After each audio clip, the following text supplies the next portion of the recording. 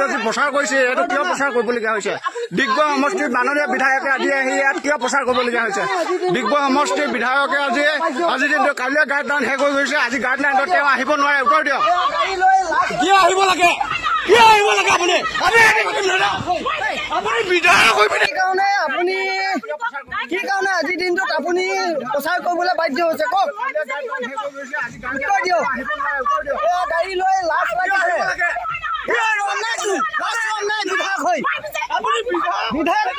বিধায়ক ইমান নিম্ন খাপৰ বিধায়ক হ'ব নালাগে আপুনি নিম্ন খাপৰ বিধায়ক চাওক ছাৰ কিয় চলাব লাগে লাজ চৰম নাই এয়া বিধায়ক চাওক মুখত মাত দেখা নাই এয়া লাজ চৰম নাই এয়া বিধায়কৰ লাজ চৰম নাই এগৰাকী সাধাৰণ ৱাৰ্ড মেম্বাৰক আপুনি হেৰুৱা বোলে এ লাজ নাইকিয়া বিধায়ক ৰখিব লাগিব আপোনালোকে নকৰিব লাজ চৰম নাইকিয়া এগৰাকী বিধায়ক আমাৰ ডিগবৈ সমষ্টি চাওক আজিৰ দিনটোতো এয়া প্ৰচাৰ অভিযান কৰিবলৈ ঘূৰি ফুৰিছে লাজ চৰম নাই মাৰক আপুনি মাৰক আমি জনতা হৈ কি ক'ব পাৱাৰ দেখাইছে এয়া বিধায়ক পলাইছে দেখা ডিগবৈ সমষ্টি পলাইছে লাজ চৰম নাই আচলতে কি হ'ল আমাৰ ইয়াত গম পালো বিশেষ সূত্ৰে মই বিশেষ কাম এটাত ঘৰত মই কাপোৰ এযোৰ চিলাবৰ কাৰণে গৈ আছিলো মোক যিহেতু তেখেতৰ বিধায়ক মহোদয়ে যে প্ৰচাৰ চলাব আহিছে মিটিং কৰিছে বুলি মোক তেখেতৰ লগত ঘূৰি ফুৰাই এজনে মোক বিশেষ সূত্ৰে খবৰ দিয়াৰ লগে লগে মই আহি চাইছো সঁচাকৈ মানে মই দেখিছো তেখেতৰ গাড়ী লাইন লাগি আছে আৰু মানুহখিনি গৈ আছে মানুহখিনিৰ মাজত এনেকুৱা এটা এজনী সাধাৰণ ৱাৰ্ড মেম্বাৰ হিচাপে মই কাম কৰি গৈছো যোৱাবাৰ 5 বছৰে কাম কৰিলো ঠিক যোৱা বছৰ মোৰ কামৰ কামখিনি দেখি ৰাইজে আকৌ মোক পুনৰ এই আসনত উঠিবৰ কাৰণে তেওঁলোকে ৰাইজৰ অনুৰোধত মই ওলাইছো আগবাঢ়ি আহিছো কিন্তু সেই একে দলৰ মই যোৱা বছৰ 5 বছৰ বিজেপিয়ে হৈ কাম কৰিলো যেহেতুকে অসমৰ মুখ্যমন্ত্ৰী ডাঙৰীয়াই আমাৰ খুদ বিধায়ক মহোদয় ডিগবৈ বিধায়ক সুৰেন ফুকনৰ ঘৰ কৈতালিতে এখন নিৰ্বাচনী প্ৰচাৰ চলাইছিলে নিৰ্বাচনী প্ৰচাৰত খুদ মুখ্যমন্ত্ৰীয়ে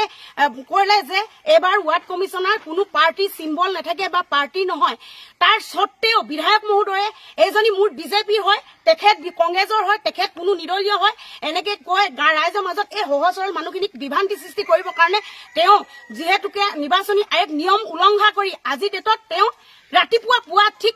5-6 বজাৰ পৰা আমাৰ শান্তিপুৰ 7 নং ৱাৰ্ডত নিৰ্বাচনী প্ৰচাৰ চলাই আছে আপোনালোকে দেখক ৰাইজখিনি আহিছে কাৰণ কেলে এজন বিধায়ক আহিছে যেতিয়া ৰাইজখিনি আহিব কাৰণ কেলে তেওঁলোকে হয়তো নাজানে যে নিয়মৰ ভিতৰত এমএলএ কাম কৰিছে নে নাই কৰা গতিকে এজনী সাধাৰণ মই তেখেতক কৈছো যে আপুনি কওক প্ৰথমে মই বিজেপি আগতে 5 বছৰ কাম কৰিছিলো নাই সুধিছো তেতিয়া কৈছে যে ক'ব নোৱাৰিলে একো কৰিব নোৱাৰিলে কিন্তু মই বাৰে বাৰে ৰিকুৱেষ্ট কৰিছো যে বিধায়ক মহোদয় আপুনি কওক মই বিজেপি নহয় বুলি কওক আপোনাৰ আজি মই মুখত খাৰা হৈছো আপুনি কওক বুলি কলো যেহেতু বিধায়ক মহোদয় গাড়ীখনে ধামকে এনেকে মোক মাৰি গুচি গৈছে মই কৈছো হয় মই সত্যপক্ষত সদায় যাম হয়তো মোক মাৰি পেলাব পাৰিব তাৰ বাহিৰে মোক একো কৰিব নাই কাৰণ কেলে মই সদায় ৰাইজৰ পক্ষত আছো সত্য পক্ষত আছো মই সদায় ৰাইজৰ হৈ কাম কৰিবলৈ ওলাইছো কিন্তু আজি মোৰ কৰ্মক তেওঁ হেৰি কৰিব কাৰণে তেওঁ মোক কৰ্মক মানুহক যেতিয়া মানুহৰ বিভ্ৰান্তি সৃষ্টি কৰিব পৰা নাই সেইটো কাৰণে আজি এই পদক্ষেপ তেওঁ লৈছে গতিকে ময়ো নিৰ্বাচন আয়োগলৈ অনুৰোধ জনাইছো তেওঁ অতি সোনকালে এই বিধায়ক মহোদয়ৰ ওপৰত বিহিত ব্যৱস্থা লওক যদি চৰকাৰখনে সকলো কাৰণে যদি সমান নহয় লওক বিধায়ক সুৰেন ফুকনৰ ওপৰতো বিহিত ব্যৱস্থা গ্ৰহণ কৰক নিৰ্বাচন আয়োগৰ বিভাগে মই ইমানে কলো আজি আইন উলংঘা কৰিছে আৰু কৰি আছে আৰু অত দিনৰ পৰা কৰি আছে মই চাই আছো আৰু আজি যেহেতুকে মোৰ লগত ভগৱান আছে সত্যপক্ষত আছো কাৰণে আজি হয়তো ভগৱান মোৰ লগত আছে তেওঁ ভাবিছে তেওঁৰ লগত বহুত মানুহ আছে কিন্তু নাই আৰু তেওঁ যদি ভাবিছে নহয় মই বহুত বুলি কিন্তু জন্মনি মৰাণ অকলহৰীয়া নহয় আজি ৰাইজখিনি মোৰ কাৰণে আহিছে আৰু আহিব কাৰণ কেলে তেখেতৰ লগত থকাই মোক কোনোবাই ফোন কৰি দিলে যে বিধায়ক মহোদয়ে নিৰ্বাচনী প্ৰচাৰ চলাব আহিছে গতিকে তেওঁ আচলতে কি মই বুজি নাপালো এজনী সাধাৰণ ৱাৰ্ড মেম্বাৰ মোৰতো গাঁৱত চিনি নাপায় গাঁৱৰ বাহিৰেতো বেলেগত চিনি নাপায় তেওঁকতো এমএলএ হিচাপে কৰ্মযোগী বিধায়ক হিচাপে সমগ্ৰ অসমে চিনি পায় গতিকে এটি সাধাৰণ মেম্বাৰৰ লগত লাগি তেওঁ কি মানে প্ৰচাৰ কৰিব বিচাৰিছে তেওঁ কি কৰিছে সেইটো তেওঁহে জানিব দেই মই নাজানো খালি আজি যিটো ৱাৰ্ডত ইতিমধ্যে আমি দেখিলো এই ৱাৰ্ডটো কিমান নং ৱাৰ্ডৰ আমাৰ 7 নং ৱাৰ্ড 51 নং 20 নং বৰহাবজান পঞ্চায়তৰ 7 নং ৱাৰ্ড আজি তেখেতে নিজে প্ৰচাৰ চলাব আহিছে আৰু এখন বহিলে সেইখনত মই লগ নাপালোহি যেহেতুকে ময়ো কামত আজি যেহেতুকে ময়ো নিয়ম মানে যিটো নিৰ্বাচন আয়োগে নিয়ম মানিব কৈছে সেই নিয়মৰ মতে মই ঘৰত আছো ঘৰুৱা কাম কৰি চলি আছো কিন্তু তেওঁ যে আহি এইবিলাক কাণ্ড কৰি ফুৰিছে মই গমেই পোৱা নাছিলো আচলতে মোৰ হাঁহি উঠিছে দুখ লগা নাই আচলতে মোক খুব বেছি যদি কিবা কৰিব পাৰে নহয় মোক মাৰি পেলাব পাৰে পাৰক মাৰি পেলাওক তেওঁ MLA এজন বহুত পাৱাৰ থাকে নহয় মোক মাৰি পেলাওক মই মৰিবলৈও মই ৰেডি হৈ আছো মাননীয় মুখ্যমন্ত্ৰীলৈ কি আহ্বান জনাব মাননীয় মুখ্যমন্ত্ৰীলৈ মই এইটোৱে আহ্বান জনাইছো যে বিজেপি চৰকাৰখনে কৈ আছে ময়ো এগৰাকী বিজেপিয়ে হয় কাৰণ কেলে মই বিজেপি বহুত গান্ধী সংকল্প যাত্ৰা আমাৰ শান্তিপুৰ ৱাৰ্ডত যিহেতুকে এবাৰ গান্ধী সংকল্প যাত্ৰা ৰেলী হৈছিলে সেই ৰেলী অনুষ্ঠানটোত মই অকলেই সেই ৱাৰ্ডটোত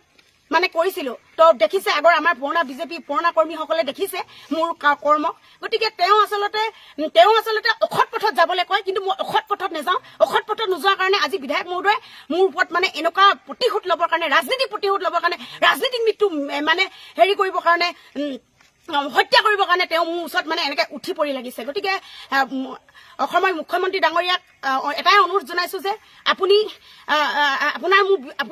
আপোনাৰ ওপৰত মোৰ বিশ্বাস আছে আশা আছে ভৰসা আছে গতিকে আপুনি বিধায়ক সুৰেন ফুকনৰ ওপৰত আপুনি কিবা এটা বিহিত ব্যৱস্থা গ্ৰহণ কৰক আৰু ইয়াত দেখিছেনে বিধায়ক সুৰেন ফুকনে আমাৰ ইয়াত মানে নিৰ্বাচন প্ৰচাৰৰ কাৰণে আহি আছে এখন গাড়ী যিহেতুকে কালি নিৰ্বাচন আয়োগৰ পৰা নটিচ দিয়াৰ পিছতো তেওঁ আহি আমাৰ ৱাৰ্ডত মানে এজনী সাধাৰণ ৱাৰ্ড মেম্বাৰ খোৱাবৰ কাৰণে এজন MLA ইমান উঠি পৰি লাগিছে কিয় লাগিছে ময়োতো এগৰাকী বিজেপি হয় বিজেপি এগৰাকী ৱাৰ্ড সদস্যক সোঁৱাবৰ কাৰণে তেওঁ এজন বিধায়ক ইমান তললৈ নামিব পাৰে দেখিছেনে ৰাইজ এইখন বিধায়ক মহোদয়ৰ গাড়ী